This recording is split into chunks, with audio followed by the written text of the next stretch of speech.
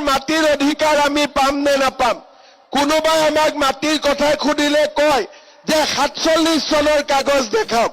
মই এটাই কথা ক'ব পাৰো যে আমি ভাৰতীয় মানুহ, আমি এই তামোলপুৰ নাগৰিজুলিতে আমাৰ জন্ম আৰু ইয়াতে আমি মৰিব লাগিব। আমাৰ কাগজ চোৱা দৰকাৰ নাই। যিবিলাক বাংলাদেশী, যিবিলাক আমাৰ অসমত যিবিলাক বাংলাদেশী মুছলমান মানুহ অসমত সোমাই অত মাটি দখল কৰিছে, তত মাটি দখল কৰিছে, আমি তেওঁলোকৰ চিন্তা কৰিব লাগে। আমাৰ অসমীয়া বঙালী মানুহৰ চিন্তা কৰি লাভ নাই। আৰু কোনেও আঙাৰ কাটাত কোনোবা আহি ক'ব নহয় যে উচ্ছেদ কৰিম।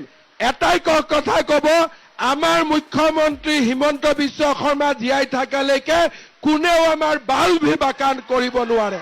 ঠিক আছে, আপোনালোকে সকলোকে ক'ব যে হিমন্ত বিশ্ব শৰ্মা আছে, আমাৰ কোনো চিন্তা নাই, আমি আৰামত শুই থাকিম। কিবা হলে হিমন্ত বিশ্ব শৰ্মা সামনত আহিব, আমি কাৰো কাৰণে চিন্তা নকৰো। মামা আছে মানে আমি আছো, ডাইৰেক্ট কথা। ঠিক কথা কৈছো নে নাই মই? আৰু আপোনালোকৰ কিবা হলে আগত ময়ে আহি যাম। গতিকে আপোনালোকৰ কোনো টেনচন নাই, এইবিলাক চিন্তাই নকৰিব। আমি কাক উচ্ছেদ কৰিব লাগে সেইটো এটা বেলেগ ডিপাৰ্টমেণ্ট হয়, সেইটো ডিপাৰ্টমেণ্ট বেলেগ ব্যৱস্থা, সেইটো ডিপাৰ্টমেণ্ট। কিন্তু আমাৰ ভাৰতীয় মানুহ, অসমীয়া মানুহ কোনেও কেতিয়াও এভিকশ্যন হ'ব নোৱাৰে। এই কথাটো আপোনালোকে লিখি লওক। ভাৰততে আমাৰ জন্ম, এই অসমতে আমাৰ জন্ম, আৰু আমি ইয়াতে মৰিব লাগিব।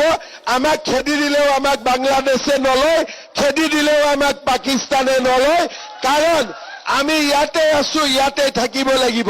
সেইকাৰণে মোৰ এটাই চেষ্টা হ'ব যাতে বিটিআৰত কোনেও মাটি বাৰীৰ কাৰণে কষ্ট পাব নালাগে, দুখ পাব নালাগে। মোৰ বাবাৰ মাটি ল'ৰাৰ নামত আহিব লাগিব, ল'ৰাৰ নামত মাটি মোৰ নাতিৰ নামত পাব লাগিব। 47 চনৰ কাগজ বিচাৰি লাভ নাই। এই বিটিআৰতে মোৰ জন্ম, এই বিটিআৰতে মই মৰিব লাগিব। রবিবার বিটিআরে ছিল মুখ্যমন্ত্রীর প্রচারাভিযানের দ্বিতীয় দিন।